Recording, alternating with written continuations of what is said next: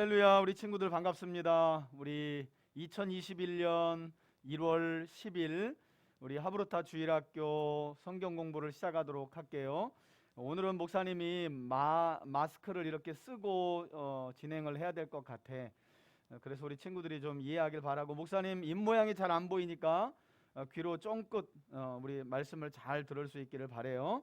우리 신구약 성경 목록가부터 한번 불러볼까? 구약 39권, 신약 27권, 총 66권의 성경 우리 한번 불러보자. 힘차게 큰 소리로 불러보자. 창세기 출애굽기 레위기 민수기 신명기 여호수아 사사기 룻기 사무엘 상하 열왕기 상하 역대상하 에스라 느헤미야 에스더 욥기 시편 잠언 전도서 아가 이사야 예레미야 해가 에스겔 다니엘 호세야 요엘 아모스 오바댜 요나 미가 나움 하박국 스바냐 스가랴 말라 신약으로 마태 마가 누가 요한 사도행전 도마서 고린도 전후 갈라디아서 에베소서 빌립보 골로새 데살로니가 전후서 디모데 전후 디도서 빌레몬 이보리 야고보 베드로 전후 요한 1, 2, 3 유다서 요한 계시록 구약 39권에 다시냐 신약 27권으로 성경은 66권이라. 아멘. 우리 이어서 신명기 6장 4절로 우리 9절 말씀, 쉐마의 말씀 기억하면서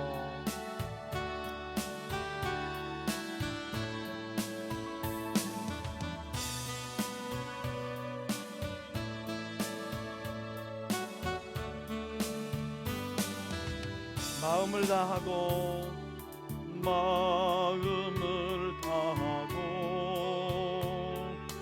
성품을 다하고 힘을 다하여서 누구를? 여호와를 사랑하라. 우리에게 준 말씀, 내게 준 계명을 마음에 새기고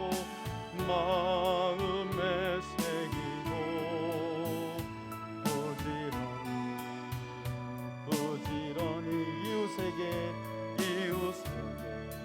전하여라. 그러면 내가 짓지 않은 큰 집을 주리라. 내가 심지 않은 과실을 먹게 하리라. 그러나 한 가지 잊지는 말아라.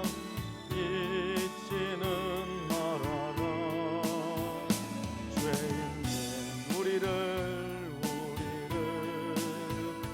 구원하신 여호와를. 목사님이 기도하겠습니다. 하나님 아버지 감사합니다. 추운 일기 가운데 우리 친구들 이른 아침 깨워주시고 오늘도 하나님의 성령의 감동을 통해 기록되어 하나님의 자녀들인 우리를 온전한 하나님의 사람으로, 또 하나님께서 맡겨주시는 모든 선한 일을 감당할 수 있는 선한 믿음의 사람으로 세워주는 주의 말씀 앞에 우리 친구들 섰습니다. 성령 하나님 이 시간 함께하여 주시고 하나님의 말씀을 보는 눈과 듣는 귀와 깨닫는 마음을 우리 친구들에게 허락하여 주시옵소서. 하나님이 우리에게 보내주신 예수님과 십자가의 복음의 능력을 깨닫는 우리 친구들 되게 하여 주시고, 하나님께서 말씀을 통해 지혜와 총명을 우리 하브루타 친구들에게 허락하여 주옵소서. 하나님, 조금씩 코로나19의 확산이 줄어들게 하심도 감사합니다. 속히 더 줄어들어 사회적 거리두기가 이제 격화되어서 우리 친구들 얼굴과 얼굴을 맞대고 함께 주의 말씀을 배울 수 있도록 은혜 내려 주시옵소서. 부족한 종에게도 지혜 주시고 하나님의 심정을 말씀 안에 바르게 가르칠 수 있도록 은혜 더하여 주옵소서. 예수님의 이름으로 기도합니다. 아멘. 자, 우리 넘겨볼까? 자, 이른 아침 일어나서 하나님의 말씀을 배우는 목적이 있다 그랬지. 자, 다 같이 한번 우리 모션으로 하나님의 성품을 닮아가는 사람들 시작.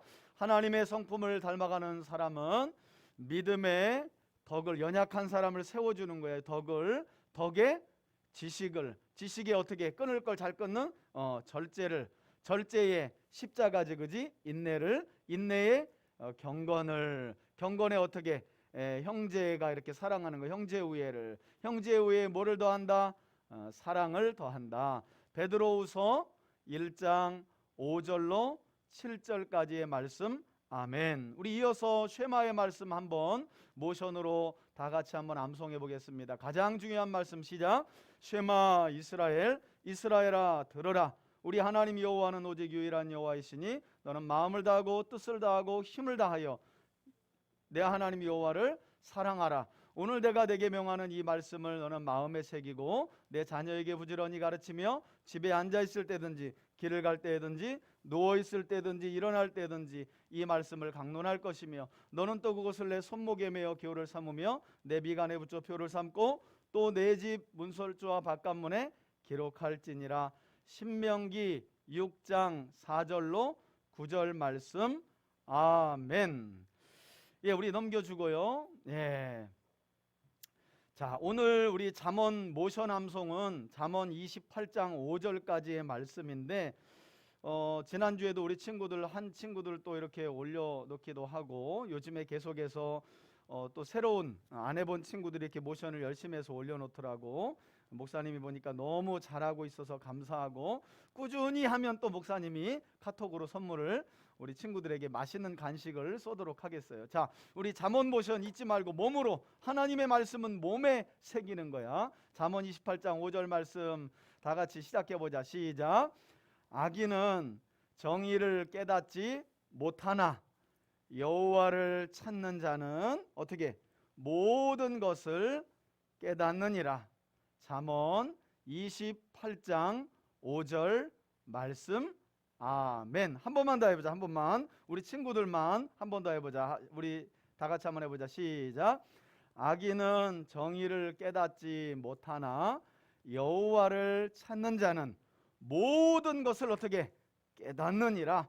잠언 28장 5절 말씀. 다 같이 아멘. 아주 잘했어요.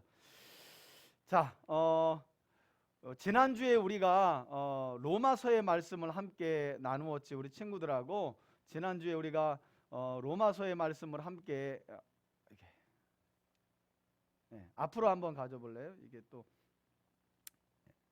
자, 우리가 지난주에 로마서의 말씀을 함께 배우면서 로마 교회가 복음 안에서 어떻게 하나 되기를, 유대인 그리스도인들과 이방인 그리스도인들이 복음 안에 차별 없이 하나님이 선물로 구원을 주시기 위해 우리에게 주신 복음 안에 하나가 되기를 위해 보낸 바울의 편지를 우리가 함께 살펴보았고, 오늘은 이제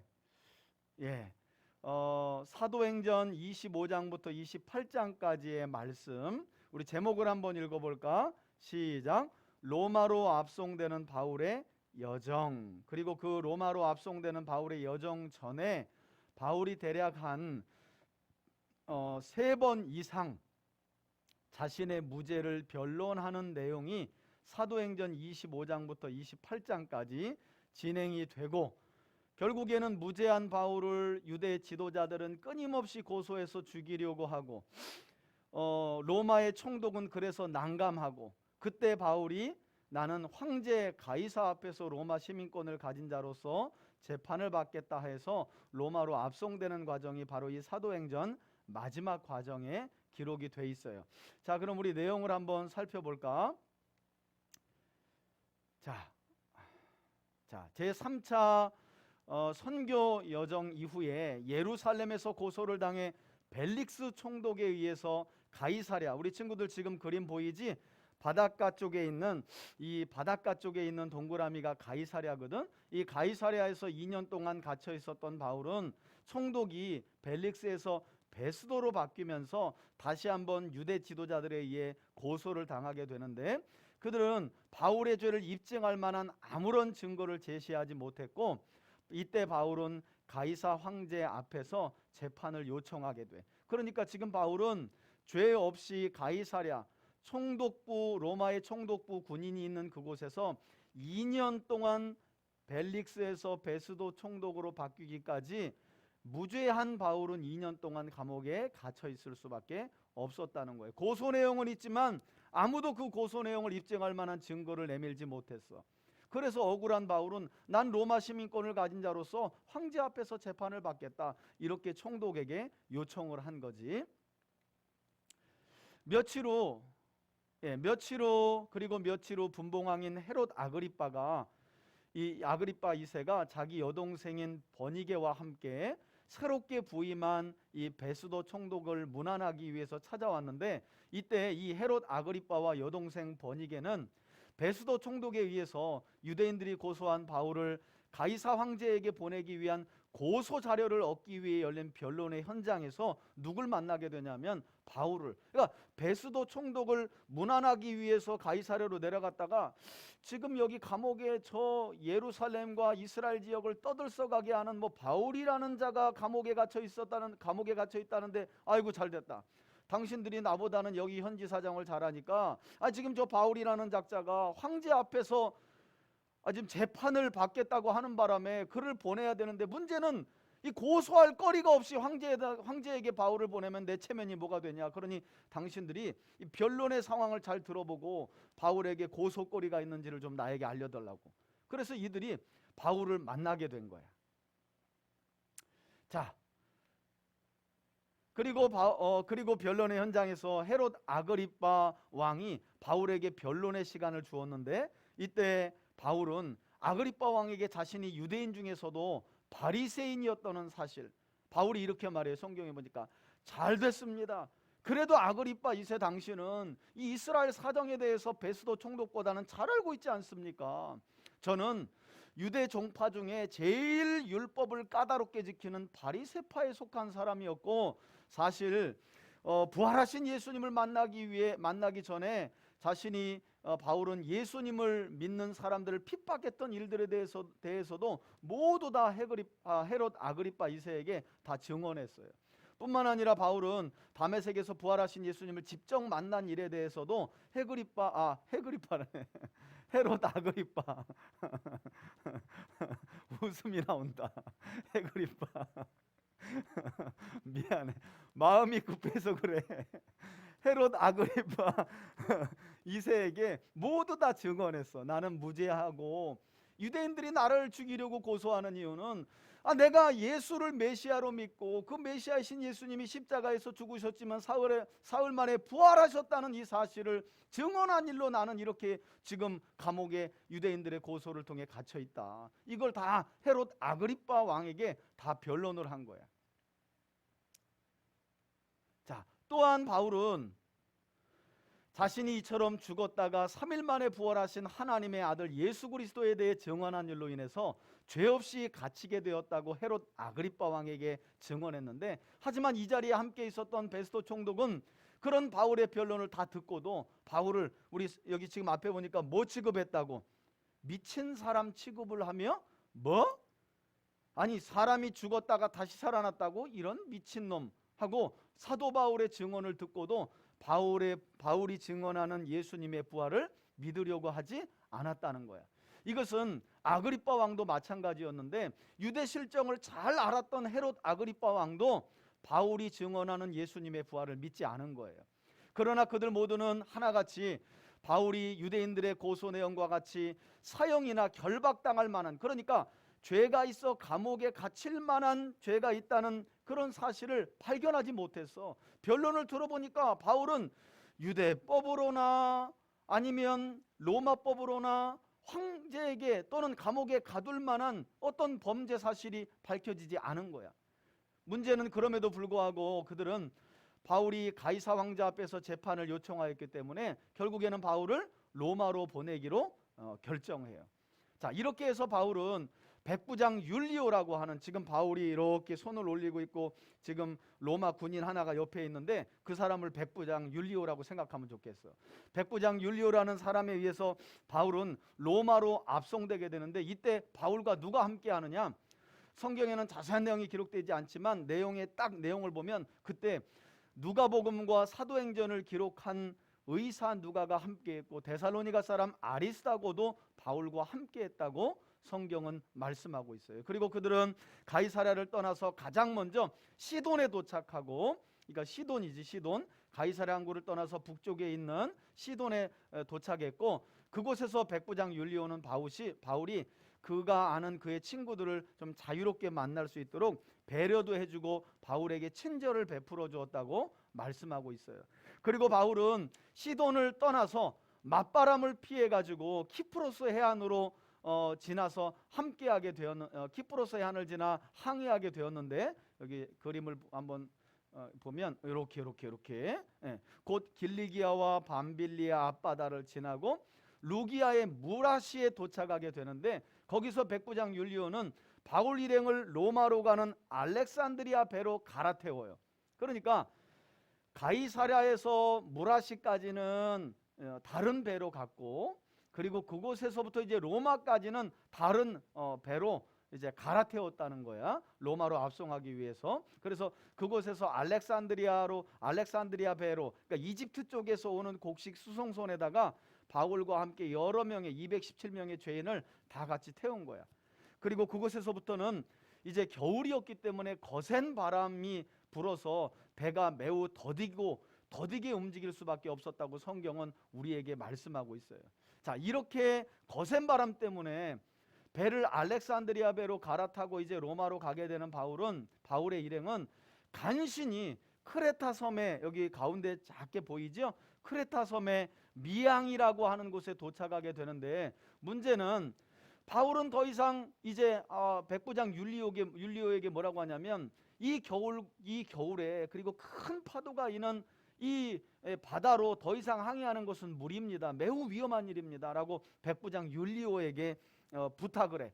하지만 백부장 율리오는 바울의 말보다는, 야, 뭔 죄인이 네가 바다에 대해서 뭘 안다고 하면서 바울의 말보다는 선주나 선원들, 그 배를 이끌고 가는 선조와 선원들의 말을 믿고, 야, 이 미항보다는 베닉스라고 하는 항으로 가면 거기는 좀 항구도 크고 도시도 커가지고 우리가 겨울을 보내면서 먹고 즐기기에 좋으니까 거기까지 가자라고 하는 결정을 내리고 배를 이 미항에서 베닉스 항으로 출발을 시켜요. 문제는 그렇게 출발을 시키면서 큰 어려움을 겪게 되는 거야.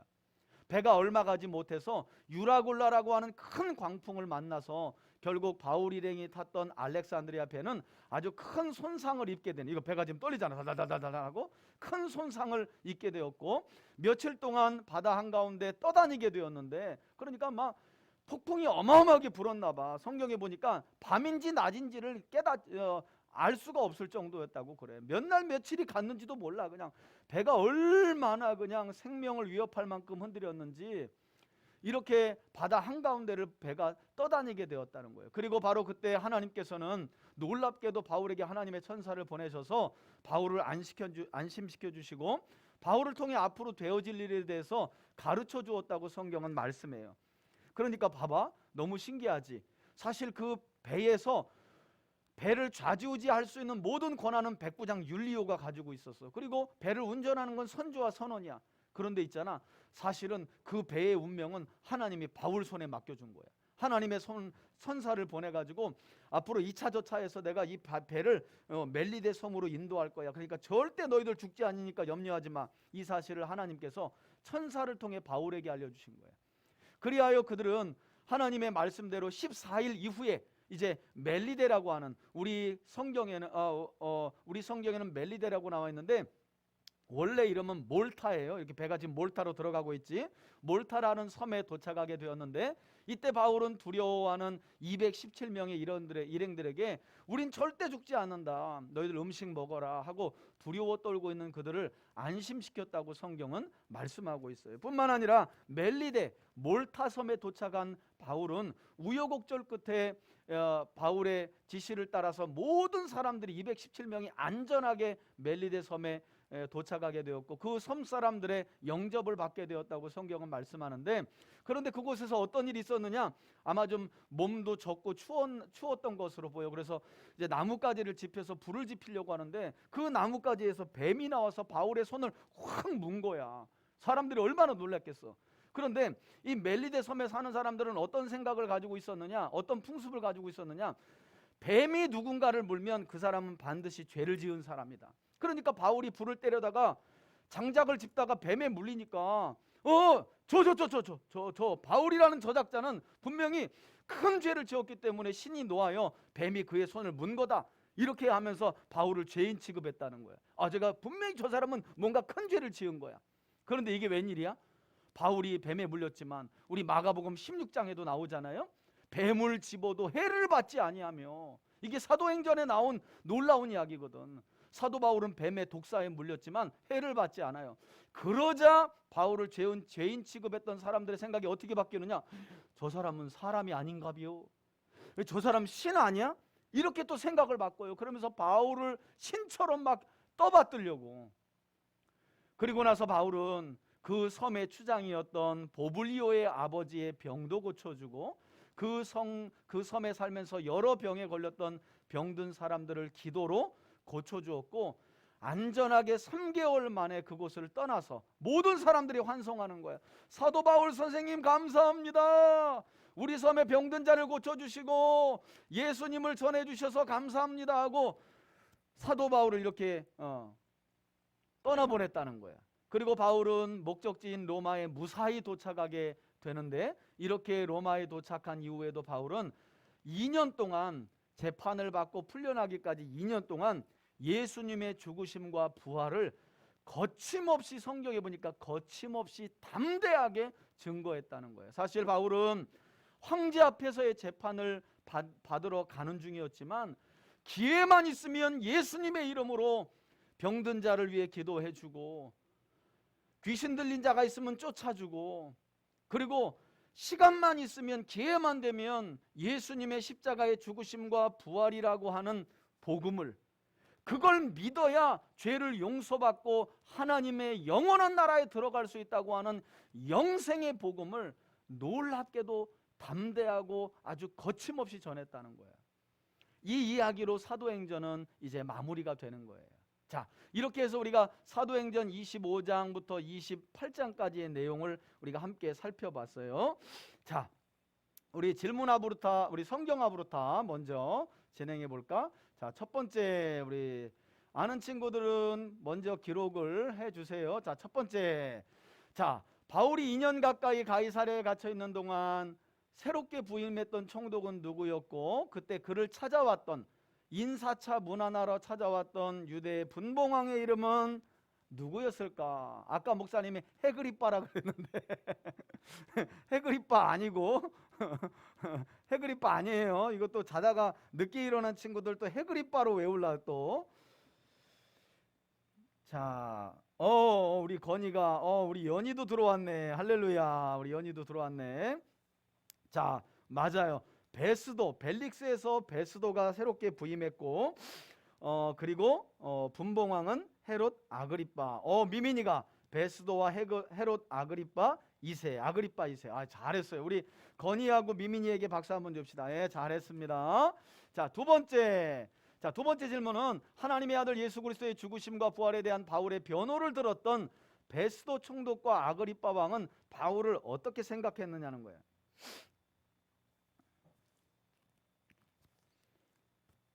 박건, 미치광이. 야, 난 누가 또라이라고 쓰면 어떡하나 그럴 줄 알았는데 배운 대로 잘 쓰네. 예, 미친 사람 취급했다 그랬어요. 우리 이든이가, 이한이가, 미치광이인, 이한이가 했다고. 자, 우리 주성이도 미친 사람 잘했어요. 우리 건이, 주성이, 우리 이한이를 위해서 박수 한번 줍시다. 잘했습니다. 우리 이한이도 잘했어요. 맞아요. 미친 사람 취급한 거야. 뭐 죽은 사람이 살아난 미친 소리 하고 있어. 이렇게 바울을 이야기했다는 거야. 세 번째, 자, 바울은 로마로 압송하는 일을 맡았던 사람으로 바울의 비교적 바울에 대해서 친절하게 대해주었던 로마의 백부장 이름은 누구였나요? 백부장 아무개. 바울이 황제 앞에서의 재판을 신청해서 가이사랴로부터 저 무라시에서 배를 갈아태워서 알렉산드리아 배를 타고 로마까지 압송시켰던 사람. 이든이 건이가 대답했네. 누구라고요? 백부장 율리오였어요. 잘했습니다. 우리 이든이 미민이도 썼네. 율리오. 자, 건이 그리고 이든이 미민이에게 박수. 잘했습니다. 우리 새 친구 너무 잘했어요. 자, 네 번째 질문을 한번 볼까? 자, 바울의 반대에도 불구하고 끝까지 항해를 고집해서 미항에서 베닉스로 가고자 했던 일행이 풍랑을 만나게 되는데 도착했던 섬 이름이 뭐니? 섬 이름. 자, 원래 지도에는 몰타라고 나와 있어. 우리 목사님이 성경 강좌하면서 늘 알려주는데, 여러분, 우리 친구들이 개역개정 읽고 있는 성경과 세계사나 지도에서 보는 지명이 조금씩 다를 수 있어요. 그런 것들은 우리 친구들이 좀 공부를 해야 돼. 왜냐하면 세계사를 찾아보면 애굽이라는 나라는 절대 나오지 않아. 이집트예요. 이집트. 자, 그런 지명과 그런 내용들이 많이 좀 다르다는 거야. 자, 몰타. 맞아. 미민이 몰타도 맞아. 멜리데 몰타. 우리 건이 미민이 잘했습니다. 잘했어요. 자, 마지막 우리 한번 내용을 볼까? 자, 마지막. 자, 멜리데 섬에 도착한 바울은 그곳의 추장이었던 누구의 아버지의 병을 고쳐줬다 그랬지? 누구? 이건 잘 모를 것 같은데. 누구?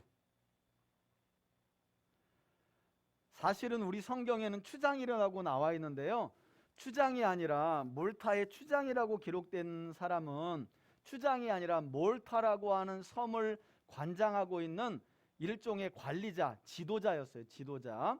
왜냐하면 이 이집트에서 로마로 가는 많은 배들이 중간중간에 쉬어야 하는데 그 몰타라고 하는 섬도 들렸거든. 그래서 그 섬에 항구라든지 여러 가지 시설을 관리하던 관리자라고 봐야 돼요. 원주민이 아니라. 미민이 바블리오. 밑에 보블리오라고 썼구나. 미민이가 맞췄네. 미민이가 잘했어요. 맞아요. 보블리오라고 하는 사람이었어요. 보블리오라고 하는 이 관리자의 아버지가 병이 들었었는데 바울이 예수 그리스도의 이름으로 간절히 기도해서 그 병을 낫게 하지. 그러니까 그 섬에 있는 수하에 있는 모든 사람들이 그냥 바울에 대해서 호감을 가질 수밖에 없었던 거예요. 자, 우리 미민이 너무 잘했습니다. 박수. 우리 잘했어요. 자, 우리 넘겨서 우리 적용하브루타로 한번 진행해 볼까? 자, 우리 적용하브루타. 자, 우리 첫 번째로 한번 넘어가 보자. 자, 베스도 총독과 헤롯 아그리빠 왕 앞에서 또다시 담대하게 예수님의 죽으심과 부활을 증언했던 바울을 통해 우리는 무엇을 배울 수 있을까? 목사님이 얘기했잖아. 사실은 예루살렘에 올라가기 전에 이미 성령은 바울아 네가 3차 선교 여정 마치고 지금 예루살렘으로 올라가면 엄청난 환란이 너를 기다리고 있어. 그래도 바울은 주 예수님의 복음을 전하는 그 일을 위해서는 자기의 생명도 아끼지 않겠습니다 하는 마음으로 올라간 거거든.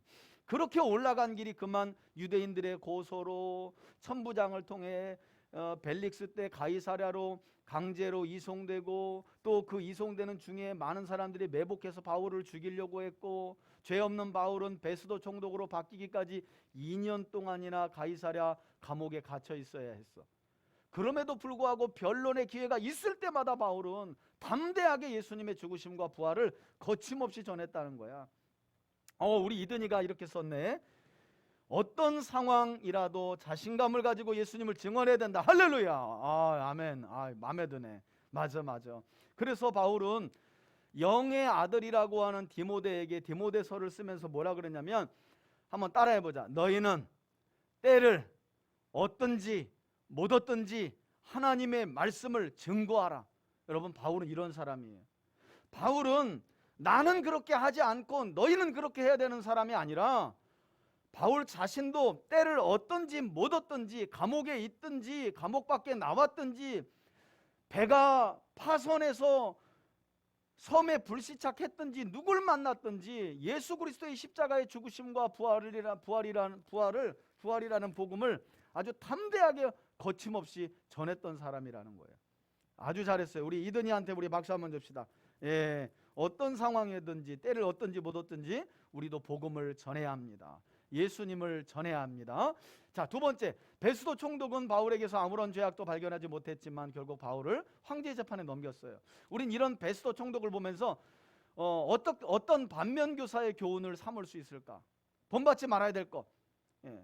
베스도는 분명히 바울이 죄 없는 걸 알았거든. 사실은 베스도가 헤롯 아그리파 앞에서 두 번째 변론을 하기 전에도 이미 유대 지역에서 예루살렘에서 유대 지도자들이 내려왔었어. 그래서 바울을 엄청나게 고소한 거예요. 증거를 찾지 못했어. 베스도는 바울이 죄가 없다는 사실을 너무나 잘 알고 있었어. 그럼에도 불구하고 내어주자니 유대에서 폭동이 일어날 것 같고, 그럼 총독 자리가 잘리잖아. 그래서 황제에게 보내주자니 꺼리도 안 되는 것 가지고 바울을 황제 재판에 보내면 자기 체면이 안 쓰는 거야. 이러지도 못하고 저러지도 못하고. 근데 바울 자신이 내가 가서 받겠다 그러니까 옳거니 잘 됐다. 이런 베스도 총독의 모습을 통해서 우리가 뭘 배울 수 있을까? 어떤 걸 좀 반면교사 삼을 수 있을까? 우리 친구들 한번 생각해 보세요.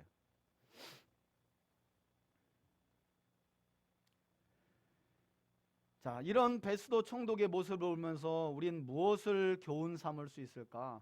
사실 성경을 보면 우리 조금 지났지만, 여러분, 베스도가 바뀌기 전 벨릭스 총독도요, 바울이 가이사랴에 구류되어 있을 때에 바울을 자꾸 꺼내. 야, 바울이라는 자를 데려와 봐라. 그래서 네가 뭘 증거했다고 유대인들에게? 네가 전 세계를 다니면서 뭘 증거했다고? 뭐 예수가 하나님이 약속하신 메시아라고? 그가 죽었다가 다시 살아났다고?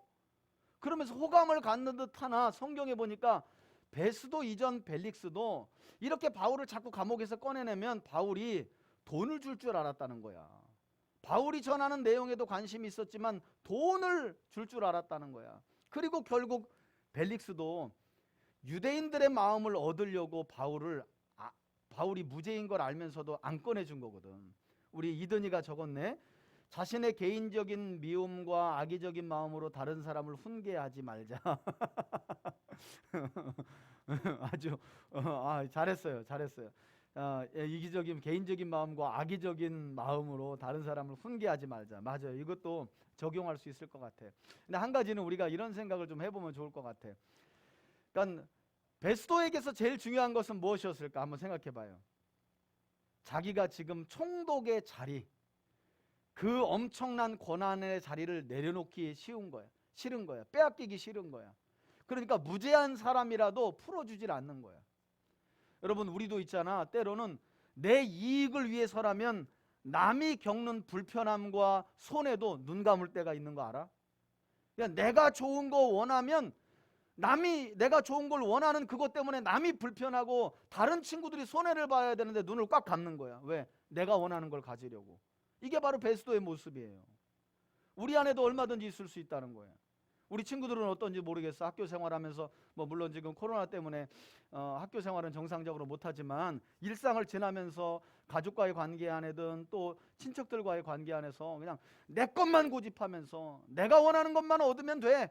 다른 사람들은 불편해도 상관없어. 다른 사람들은 손해를 얻어도 상관없어. 이게 바로 베스도 같은 사람이거든.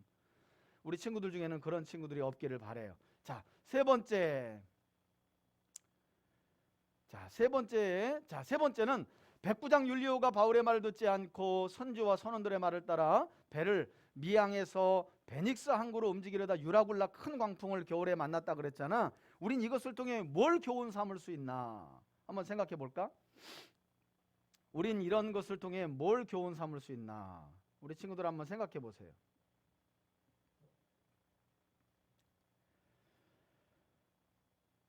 미양에서 베닉스로 가려고 했던 율리오의 선택은 오로지 미양보다는 베닉스항이 더 커서 술집도 많고 놀거리도 많아서 그리로 배를 댄 거거든. 겨울을 지나야 되니까. 근데 바울은 막았어. 위험하다, 가면 안 된다.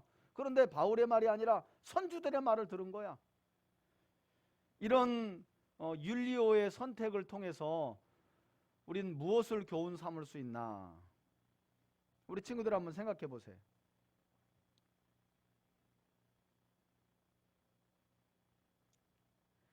우리 친구들 예수님께서 사복음서에 보면 베드로를 만났을 때 이야기를 우리 친구들 기억하는지 모르겠어. 사실 베드로는 갈릴리 바다에서 일평생 물고기를 잡으면서 잔뼈가 굵은 사람이거든. 그런데 그런 베드로에게 나타나신 예수님의 직업은 목수였어. 목수이신 예수님이 베드로에게 뭐라 그러냐면 깊은 데로 가서 그물을 던지라는 거야. 아니, 말도 안 되지. 아니, 베드로는 갈릴리 바다에서 일평생을 보낸 아주 베테랑 어부인데 밤새도록 물고기 한 마리 못 잡고 들어왔는데, 그래, 목수가 나타나가지고 저 깊은 데로 가서 그물을 던져봐. 여러분, 그런데 성경에 보니까 어떤 이야기가 있어요? 그물을 올리는데 찢어질 정도로 물고기가 많았다는 거야. 그럼 누구 말이 맞는 거야? 도대체 이것은 우리에게 무엇을 교훈하는 거지? 오늘 이야기와 비슷한 내용이거든. 우리 건이가 이렇게 적었네. 때로는 자신의 뜻을 굽히고 남의 의견을 존중해야 된다. 일반적인 내용 같지만 이걸 조금 더 설명을 한다면 이런 거지. 여러분, 우리는 많은 경우 상식을 따르고 또 과학적인 사고방식을 많이 따를 때가 있어. 야, 그건 내가 해봤고, 경험도 그렇지? 그거 내가 해봤거든. 안 돼. 야, 그건 있잖아, 의학적으로도 밝혀진 거야. 그거는 과학적으로도 밝혀진 거야. 여러분, 예수님의 이름으로 병이 낫는 것을 어떻게 과학적으로 설명해? 예수님께서 환자를 고쳐주시고 치료해주시고 안진뱅이를 일으켜주시는 것을 어떻게 의학적으로 설명해? 그건 불가능한 거야. 하나님만이 가지신 놀라운 능력으로 그와 같은 일을 행하시는 거야. 우리는 알 수 없어. 그러니 때로는 우리의 경험이나 우리의 상식이나 우리가 알고 있는 이론이나 어느 때는, 봐봐, 율리오가 보기에 일평생 그 지중해 바다를 왔다 갔다 했던 선주와 선원들의 말이 얼마나 상식적으로 들렸겠어. 저들이 더 잘 알겠지. 이 무슨 죄수가 더 잘 알아. 그런데 사실은 바울도 선교 여정하면서 꽤나 배를 탔던 사람이거든. 그리고 무엇보다도 바울은 안전이 염려된 거야. 조금이라도 위험한 일을 하지 않으려고 했던 거야. 근데 그 말을 듣지 않아. 왜냐하면 율리오는 선주와 선원들이야말로 베테랑이라고 생각했거든. 그런데 여러분, 아까 우리가 말씀에서 배웠잖아. 우리가 성경에서 본 것처럼 배는 선주와 선원들이 잘 끌고 그 배의 권한은 백부장 율리오가 가졌지만 그 배에 있는 생명은 하나님 손에 있었다는 거야. 그래서 하나님이 천사를 보내서 바울에게 안심시키고, 야, 저 사람들 먹을 거 먹으라 그래. 절대 안 죽는다고 말해. 이건 누가 이끄시는 거예요? 하나님이. 그래서 우리 건이가 말한 대로 때로는 자기가 확고한 경험도 있고 어떤 지식도 있더라도 정말 다른 사람의 말을 좀 들을 필요가 있어. 또 어떨 때는 그러니까 하나님의 말씀을 좀 잘 아는 사람들의 말을 귀담아 들을 필요가 있다는 거야. 왜? 주의 말씀이 우리에게 엄청난 지혜가 되거든. 고집 부리는 사람들은 잘 안 들어. 사실은 그러다가 광야에서 출애굽 1세대가 다 죽어간 거잖아. 그때 바울이 한 말이 뭐예요? 하나님께서 너희들에게는 보는 눈과 듣는 귀와 깨닫는 마음을 주시지 않았다. 그래서 너희 부모님은 광야에서 다 죽어갔어. 이제 너희들 차례야 라고 하면서 가나안 땅에 들어가서 살게 될 출애굽 2세대에게 가르치는 내용이 나와요. 목사님은 우리 친구들이 상식적인 친구들이 되기를 바래. 그리고 공부도 열심히 해서 지식도 많이 쌓는 친구들이 되길 바래. 그러나 여러분, 그거 알아야 돼. 지식만 가지고 하나님을 알 수 있는 건 아니에요. 세상적인 지식을 가지고는 하나님 알 수 없어요. 하나님의 생명과 진리의 말씀을 통해서 우리는 하나님을 알 수 있고, 그것조차도 우리가 열심히 배워가는 하나님의 말씀을 하나님의 영이신 성령님이 깨닫게 하시고 알게 하시고 믿어지게 해야 하나님이 알아지는 거야. 목사님은 우리 주일학교 친구들이 그런 지혜와 총명을 구비한 하나님의 사람들로 세워지기를 예수님의 이름으로 축복합니다. 아멘. 자, 잘했어요. 우리 건희에게 박수 한번 줍시다. 예, 잘했습니다. 자, 마지막으로 질문 나오지. 자, 유라굴라 광풍 때문에 멜리데 섬에 도착하게 된 바울은 그곳에서 병든 자들을 고치고 그들을 위해 기도해 주었어요. 이런 바울의 모습을 통해서 우리는 뭘 배울 수 있을까? 사실은 뭐 첫 번째와 마지막 질문이 같이 이어지는 것이기도 한데, 자, 여기서 보니까 정말 바울은 배가 불시착해 가지고 파손된 상황 속에서도 멜리데 섬에 파손된 상황 속에서 멜리데 섬에 도착했지만 여지없이 그곳에서도 왜 병든 자를 고쳐주시는 것. 그 당시에는 병원이 있는 게 아니거든. 왕궁에서나 어떤 의원들이 있고 약을 쓰지 뭐 일반인들은 쓸 수도 없었어요. 그냥 아프면 죽어가는 거야. 그러나 병든 자를 고쳐주시는 예수님이 계시니 바울은 그가 예수를 믿든 안 믿든 예수님의 이름으로 기도하며 병든 자를 고쳐주었던 거야. 목사님은 우리 친구들에게 그런 좀 도전을 주고 싶어요. 우리 친구들도 때로는 동생이 아프고 부모님이 아프고 때로는 내가 아플 때 기도하고 싶지. 그런데 그런 마음도 생각이 들잖아. 아니, 내가 기도한다고 드나? 뭔가 하나님이 기도를 들어줄 사람은 뭔가 하나님 앞에 열심히 하고 뭐 신앙생활도 열심히 하고 예배도 열심히 하고 성경도 열심히 보는 사람, 그렇지 않다는 거예요. 여러분, 누군가 그 영혼을 사랑하는 마음으로 기도하면 하나님은 그 사람보다 그 영혼을 더 사랑하시기 때문에 그의 기도를 들어주시고 병도 고쳐주시는 거야. 어떤 문제도 해결해 주시는 거야. 그런 점에서 우리 친구들은 열심히 아까 목사님이 말한 것처럼 때를 얻든지 못 얻든지 하나님 말씀을 배우는 일에 최선을 다할 수 있기를 바라고, 또 그 말씀을 전하는 일에도 최선을 다할 수 있기를 바래. 누군가를 위해서 기도할 때 우리 금요일 날 그래서 많은 기도 제목을 가지고 기도하는데 너무 감사한 건 기도하는 것들마다 하나님이 들어주시는 거예요. 우리에게 능력이 있어서가 아니라 우리의 기도를 들으시는 예수님께 능력이 있기 때문에 바울은 자신감 있게 전하는 거야. 우리 친구들도 그 예수님을 자신감 있게 전하고 그 예수님의 이름으로 기도하면서 병든 자, 아픈 자, 도움이 필요한 친구들을 위해서 기도할 수 있는 친구들이 되기를 예수님의 이름으로 축복합니다. 아멘. 자, 질문 하부부터 한번 볼까? 이제 마지막으로. 자, 우리 사도행전 제일 먼저 우리 미민이가 올려줬네. 28장 4절에 정의의 신은 무엇인가요? 자, 멜리데 섬에 도착했을 때 원주민이 독사가나 물었을 때 원주민이 이 짐승이 그 손에 달려 있음을 보고 서로 말하되 진실로 이 사람은 범죄자다. 바다에서 구조를 받았으나 공의가 그를 살지 못하게 함이로다. 쉬운 성경 같은 거를 봤나 보구나. 목사님 성경에는 공의가 그를, 그러니까 이 말은 뭐냐면 저 사람이 뱀에 물린 걸 보니까 누군가를 죽일 만한 큰 죄를 저지른 것으로 보이고 정의는 살아있기 때문에 저렇게 바울은 뱀이 물어서 그의 죄값을 치르게 된 것이다. 이렇게 표현을 한 거라는 거야. 자, 그렇게 이해하면 좋겠고, 26장 2절에 아그리빠 왕은 유대인인가요?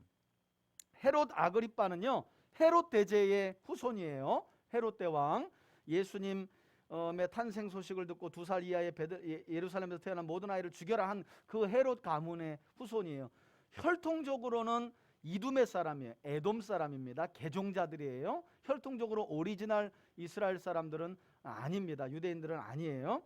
신구약 중간사 때 개종한 사람들, 이두메 사람들로 이렇게 개종한 사람이었다는 것을 기억하면 좋겠어요. 자, 이든이가 28장에서 말씀에서 바울이 로마로 이송되어 가는 과정을 매우 자세히 나타내고 있는데 어떤 부분 때문에 그렇게 로마로 가는 과정을 자세히 묘사한 것일까? 질문 좋네.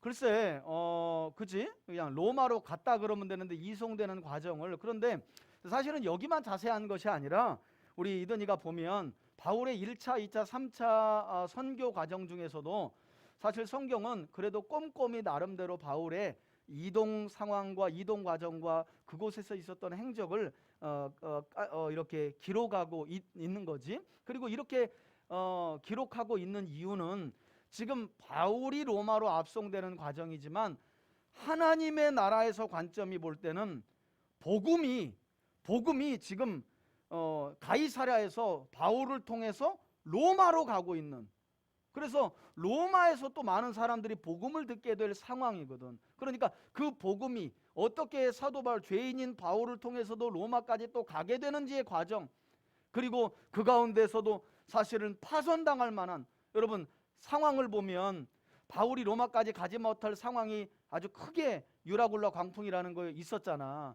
어떻게 보면 그것은 사단의 방해라고 말할 수 있거든. 그럼에도 불구하고 하나님께서는 마침내 천사를 보내서 안전하게 바울을 리더자로 세워가지고, 사실은 바울은 죄인인데 율리오는 광풍이 나타나니까 목사님이 이런 지혜가 생각나네. 여러분 봐봐, 하나님의 사람들은 그래서 위기에 강한 거야. 이 세상 사람들은 있잖아, 율리오는 평안할 때에 자기 권력으로 사람들을 하지, 풍망이 일어나서 그냥 배가 송두리째 튀니까 선주도 멘붕, 선원도 멘붕, 율리오도 멘붕이야. 유일하게 정신 차렸던 사람이 바울이야, 바울.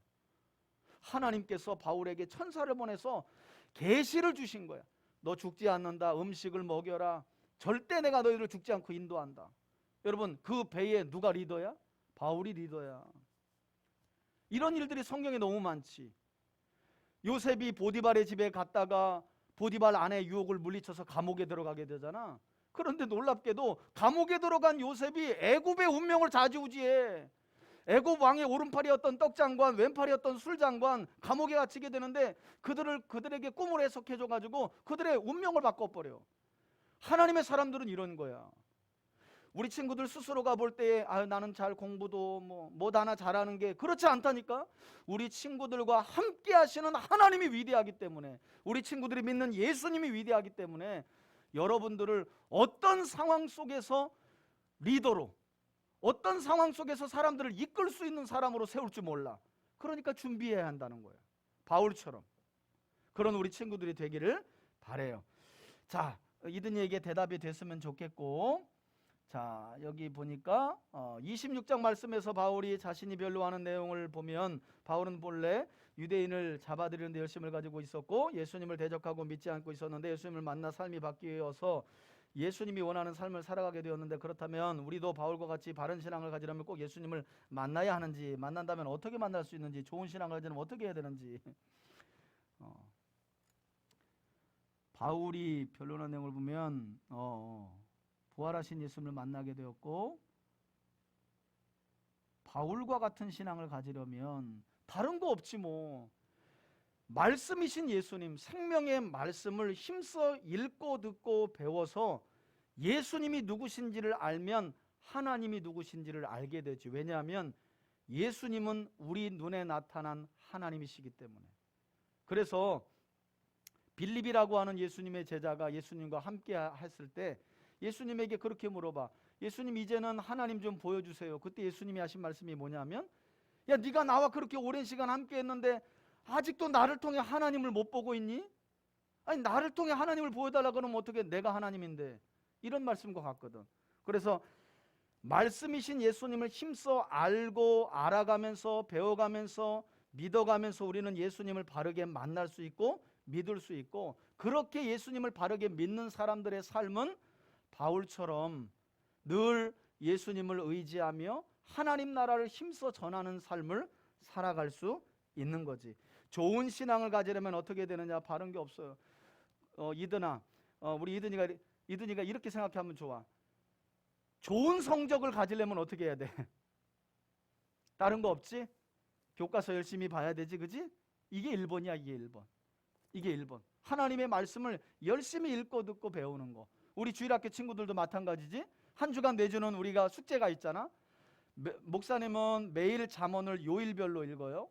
그리고 목사님이 내주는 우리 숙제들 매일 그래봐야 한 장도 채 안 돼. 그것도 안 읽어. 그러면서 예수님 잘 믿길 원하고 잘 알길 원하고 바울보다 더 위대한 믿음을 갖길 원해.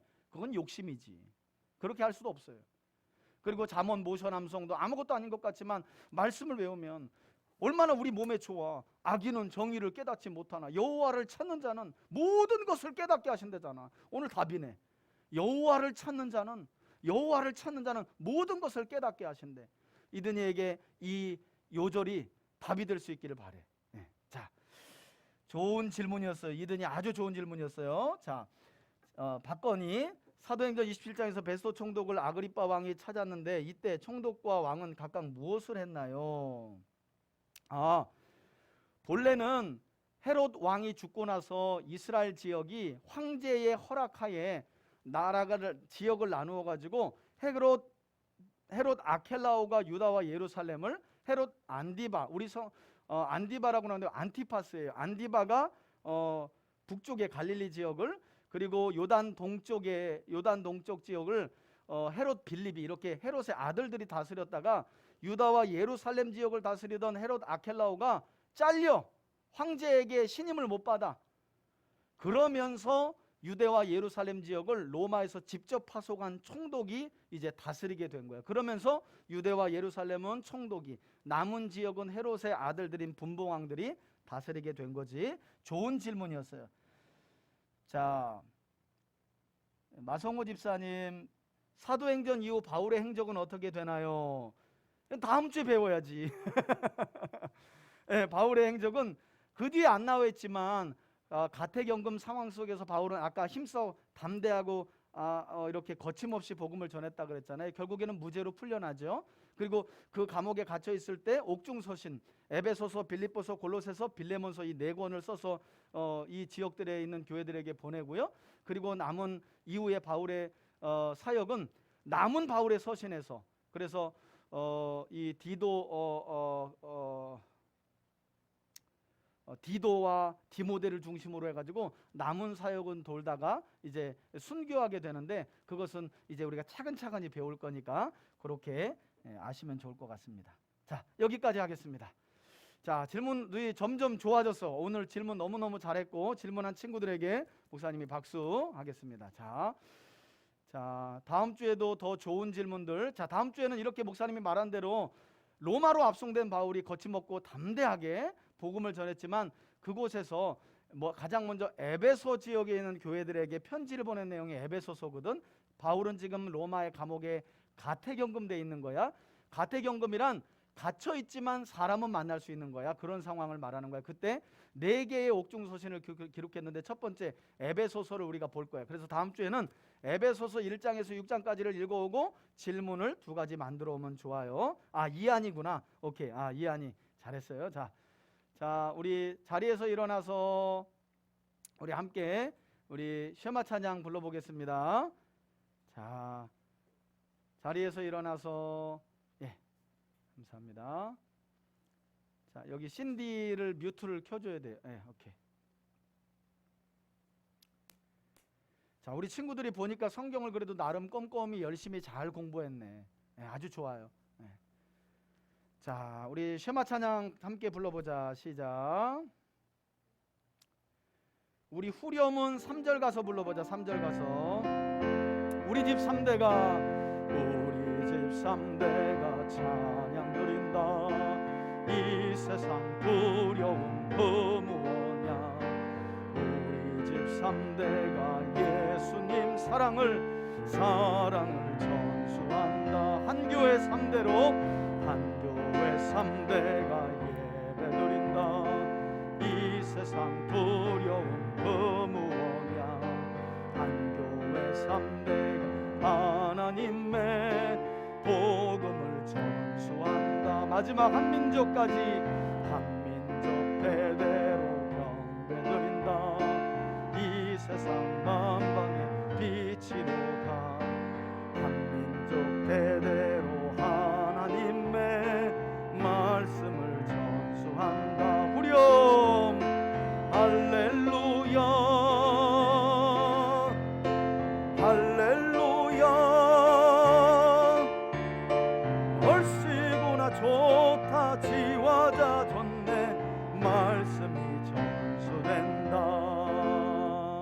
아멘. 축도하겠습니다. 이제는 우리 주 예수 그리스도의 은혜와 하나님 아버지의 사랑과 성령님의 교통하심이, 예루살렘으로 올라가 수많은 고뇌와 고초를 겪고도 로마로 압송되는 그 과정 속에서도 오직 예수님의 십자가의 죽으심과 부활을 전하여 병든 자를 고치고 귀신 들린 자를 쫓아가며 하나님의 나라를 바르게 증거하고 전한 바울의 삶을 본받아 범사에 매일의 삶에 예수님을 힘써 전하기로 결단하며 나아가는 우리 친구들 머리머리 위에 이제로부터 영원토록 함께 계실지어다. 아멘.